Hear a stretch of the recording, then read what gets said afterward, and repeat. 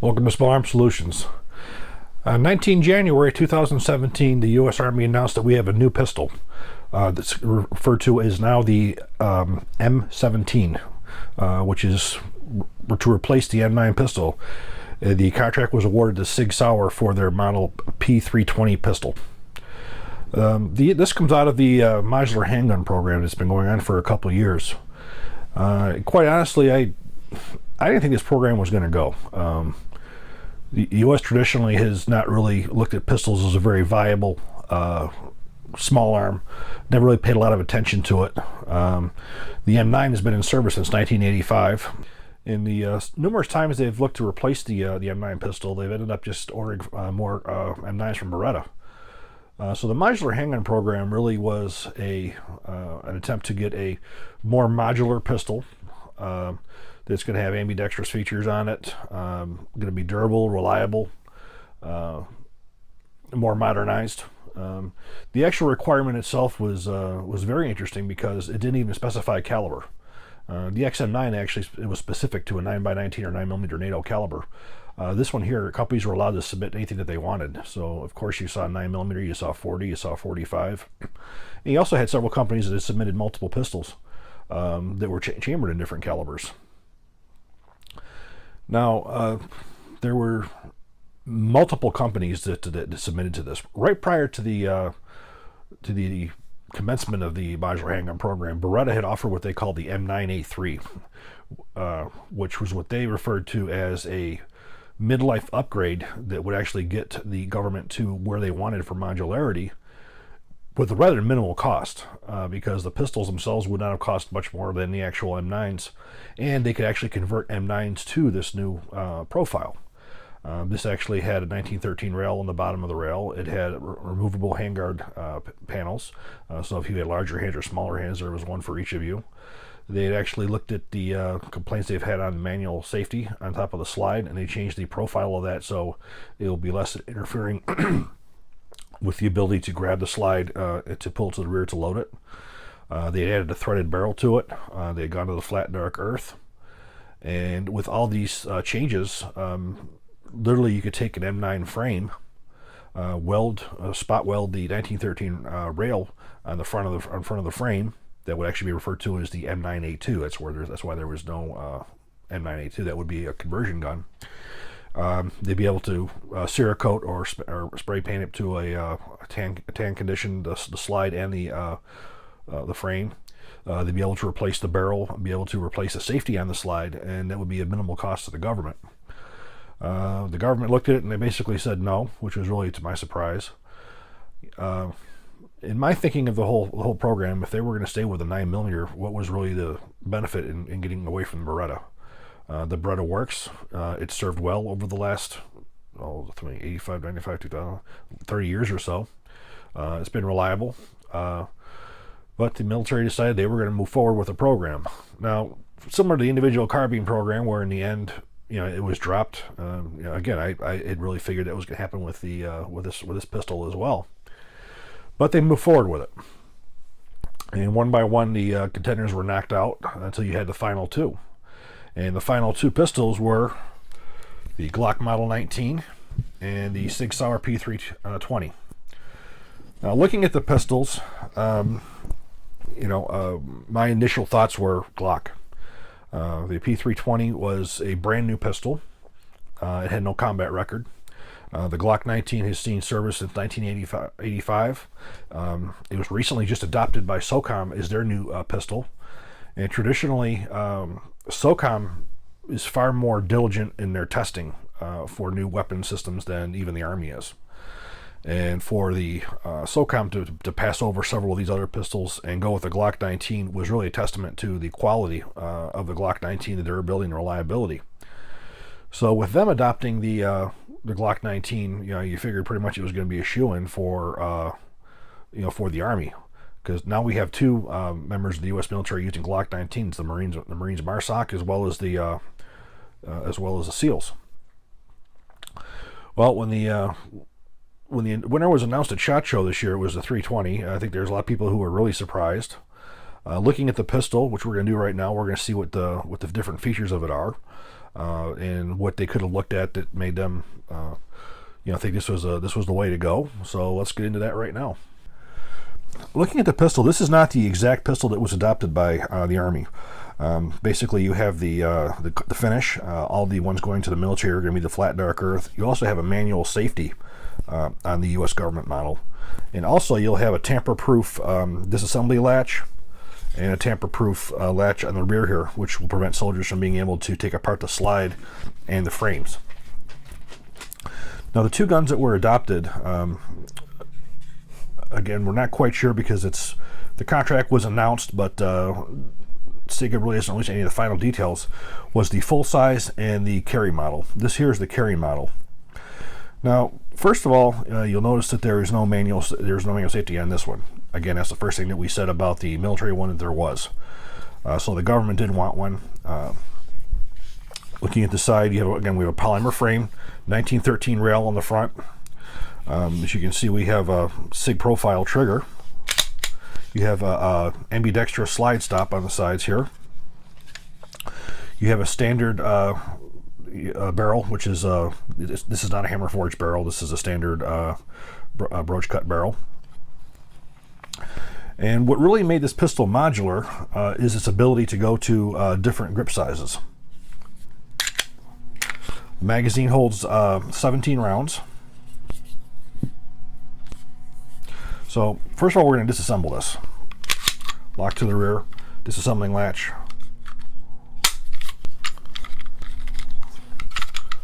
Pull back and forward. Looking at the recoil spring here, this is very similar to the Glock on the Gen 4s, where you have an embedded spring, so you have two. If you also notice on the spring, you have a braided spring up on top here, and you also have a flat spring in the bottom. This is actually an improvement over even what Glock did, just to the fact that you have stronger springs rather than having these, the standard rocket wire type springs.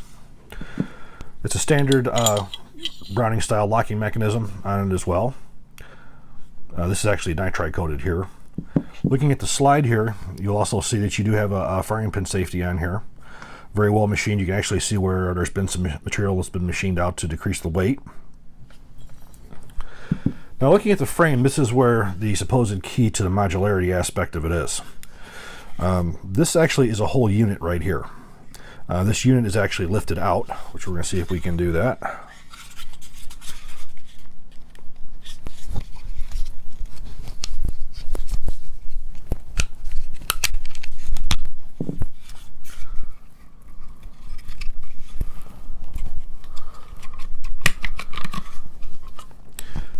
And believe it or not, this is actually the firearm. You can actually see the serial number that's engraved on there. So now we have just a frame here. If we look over to the side here, okay, this trigger module will actually fit into any one of these frames. We have full-size frames, we have compact, we have carry, and we have the super compact. This will drop in.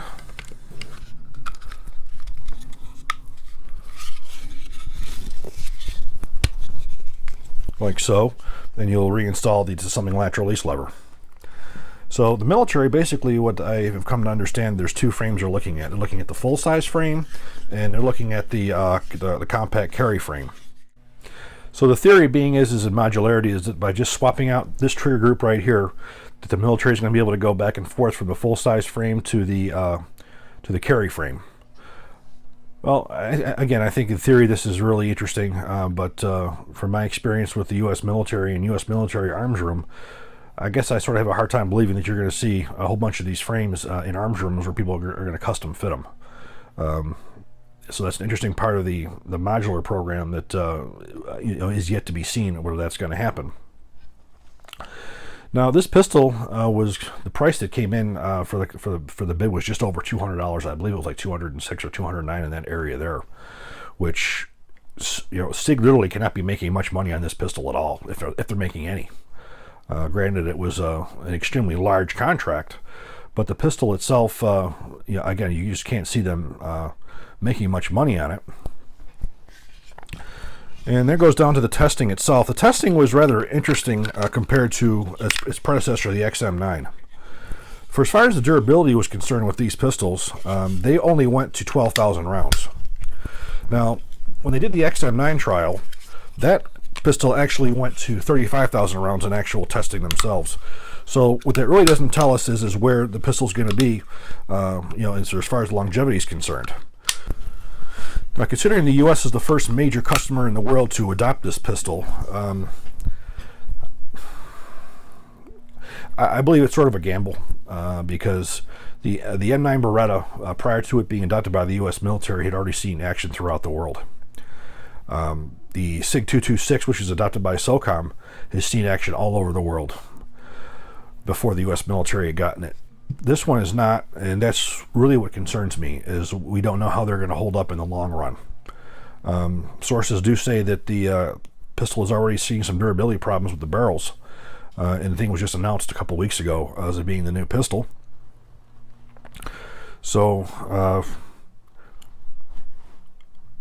I really can say that I just have some concerns on the adoption of this pistol. If this was the P226 or the P229, I definitely would have no reservations whatsoever on its performance or how it's going to be. Those guns are legendary for as far as all this. We're looking at something that's really, really new. As a rule, I'm not opposed to anything that's new. I just think that for as far as this particular system is concerned, I think there should have been a lot more done with it in testing to determine if this was in fact the new pistol for the U.S. military. And I think only time will tell when you compare this to the pistol that it competed against, the Glock. You're looking at a gun that has a proven record forever. I mean, since 1985, used by militaries throughout the world, used by special operations units throughout the world, used by our own special operations units throughout the world. There's just literally there's no question for as far as is this performance and how it's going to perform and how it's going to perform over the long haul. For as far as the maintenance is concerned, the Glock still has probably the fewest parts of any handgun in the industry for as far as maintenance is concerned. So for as far as logistical burden, that would have been, I think, a far less logistical burden than the P320 was. And also for as far as complexity, you have a far more complex trigger mechanism in here than you do in the Glocks. That's going to require more training and more spare parts. And with the whole thing with the modular hanger program being the actual modularity, I guess I'm still questioning how much that modularity is going to be taken advantage of as a service pistol. Again, will the armories have all these spare frames and spare slides? Now, for instance, the slides on these things too, depending on what frame it goes on, you have to get a different slide and barrel. You're not going to put a compact, a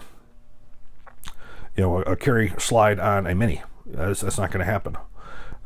Generally, you're not going to put a full-size frame on a compact. I'm sure theoretically you could, but it's not the ideal configuration. So this is a lot of components that's going to have to be kept in the U.S. Inventory to be able to support this pistol. And I will be monitoring this program closely because I'm very curious to see what's going to happen in the long run. Given the fact that this was designed by SIG, you know that it was designed by professionals. There's absolutely no question about that. It's a different system than they're known for. They're known for the P226 series.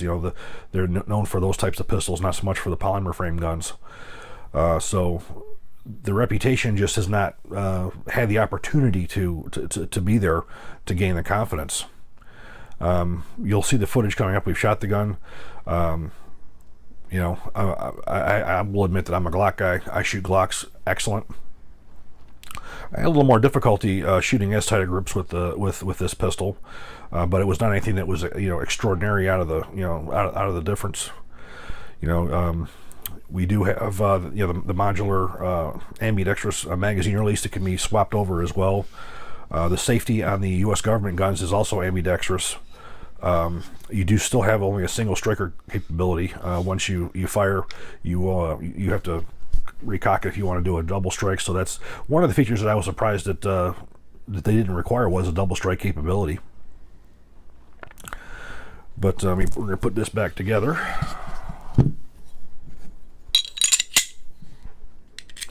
Now, one of the things that they say about the P320 is you don't have to fire it to take it apart, which is definitely true. You just have to pull the slide back to the rear. Now, Now magazines, again, you have a 17 round magazine, and you also have a 21 round magazine as well.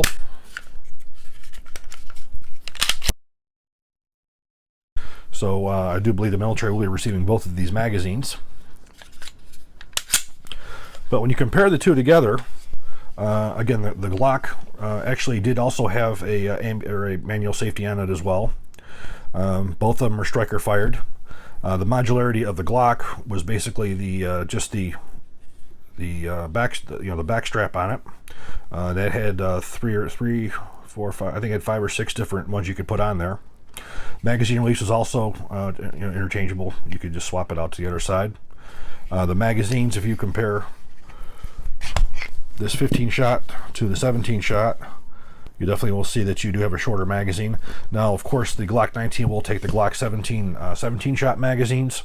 It will also take the Glock 18 33 shot magazines. So you definitely have you have many different options for as far as magazines is concerned.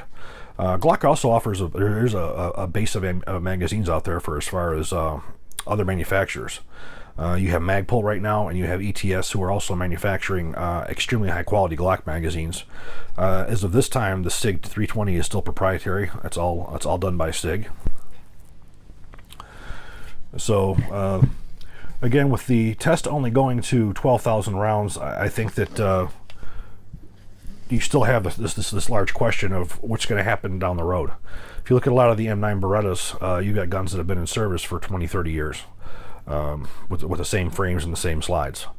So we know how long they're going to last, and those are well beyond 12,000 rounds. In fact, my first article I ever did was a test I did while working for LaserMax on an M9 Beretta. I did a 20,500 round endurance test, and in that I had one malfunction. It was due to an underpowered cartridge, and then I also had a failure due to a locking block failure, and that was around 19,400 or so rounds. And I actually knew that was going to break long before it actually broke, because the signs were there. But since it was a destruction test, I wanted to fire it until it actually broke.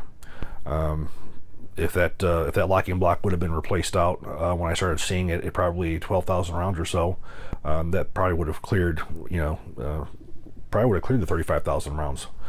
Again, these are the unknowns. I know you keep hearing me refer to unknowns. And I just keep saying that because of the fact that it wasn't the way that the XM9 was done. I would have expected that the trials would have been much more stringent than the original XM9 was, because again, they wanted a more durable pistol than the M9 Beretta. And from what I'm seeing from the test protocol that I've seen, this went through less of a test protocol than the actual Beretta M9 did that it replaced. Do I have any reason to suspect that this pistol will fail? No, I don't. It's it's a very well built pistol, but I'm one of these people who I do have that. I believe in testing. I believe by the numbers. I believe in repeatability to see how a product really will function, and I haven't seen that being done with this pistol. Now, there could be testing that I don't know about, but the sources that I have who are telling me what this pistol went through are people who are involved with it. So I have no reason to doubt anything that they're saying. But I think that it'll be interesting to see as time goes on where we're at with it. Again, I've also heard that even right now that they're having some issues with the barrels and some other durability issues that I'm sure SIG is going to have to correct before they start producing these pistols. So the concern with that is say they find there's a defect in the barrel or in the process or whatever that's going to change the cost of the pistol. Now they're at such bare bone cost right now with the 209 or 206 or whatever it was that they're charging the U.S. government for it. How they could take any more of a loss if say they have to do a process change that's going to cost them more money. How are they going to afford to even build these pistols? Or are they going to come up negative on it? I don't know. That number was just so so low that how they can make money on it. I just don't know. Please understand, I am definitely not bashing the 320. It's like any other military firearm that when you go into the selection process, you go through the durability, you go through the environmental, you go through the endurance. Those generally tell you, what's going to happen in the future. And 12,000 rounds, to me, that's nothing. I have several pistols in my safe sitting right next to me that have well over 12,000 rounds through them. And I'm not a military guy. I'm a weapons specialist, but I don't have endless supplies of ammunition to do these kind of tests. The Glock pistol, I know where that performs. I've had multiple pistols that I've had extremely high round counts from, which are documented. So we're just going to have to see. Another very interesting part of this program too, it was ammunition. Now, it's not been finalized, but I have read and I have heard that they're looking to switch ammunition as well. They're still going to be using the M882 ball, but they're looking at using a high-performance hollow point as well. One of the requirements, or one of the things that was in the modular handgun program, was a company that had the ability to not just provide weapons, but to provide ammunition as well. And I think this was a lot behind why SIG went into their ammunition. Now, this is the V-Crown, which is an excellent hollow point, and this apparently is one of the ones that they're looking at. There's, whether you know it or not, the U.S. never signed the Hague Convention for as far as the rules of war. But also there's a lot of gray area on when this ammunition can and can't be used. And I think using this ammunition is what's going to turn the 9mm into the gun that's going to replace the 45, because it's going to eliminate a lot of the major issues that the 45 ever had. By having an actual round that will do enough tissue damage that it will stop a target. So this is something else that we're definitely going to be eyeing. What we're going to do now is take the P320 to the range, and we're going to see how she shoots. Last week, the U.S. Army announced its new pistol to replace the M9, which we refer to as the M17, which is being the new SIG P320 semi-automatic pistol. This is not the exact version. The exact version is very specific to the XM17 or M17. This is very similar. Some of the main differences is the M17 will be a flat dark earth color. It will also have a couple modifications on the disassembly latch lever, as well as the back here. It will prevent soldiers from being able to remove these components, which is sort of a safety. So you can't trust the soldiers to take apart the pistols without losing the components. Also, there's a manual safety. This is actually the compact frame, or the compact version. This is one of the ones that was adopted. Also was the full size. The magazine I have here is actually the 21 round magazine. This is one of the ones that was also adopted, but it normally has a 17 round magazine. We're going to put this through its paces. Again, the exact specifications of this pistol is still new, so I don't have the exact details. There are some changes that I do know on the U.S. government pistol, but we're going to put a few rounds through this thing and see how it shoots.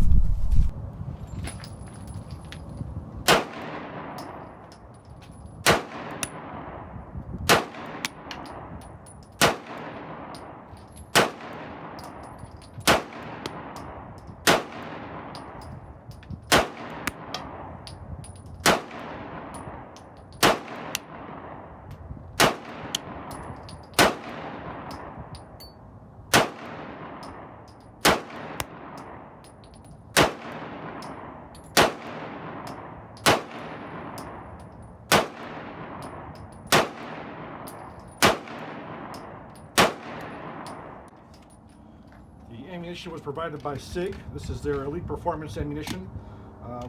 It's a 115 grain full metal jacket.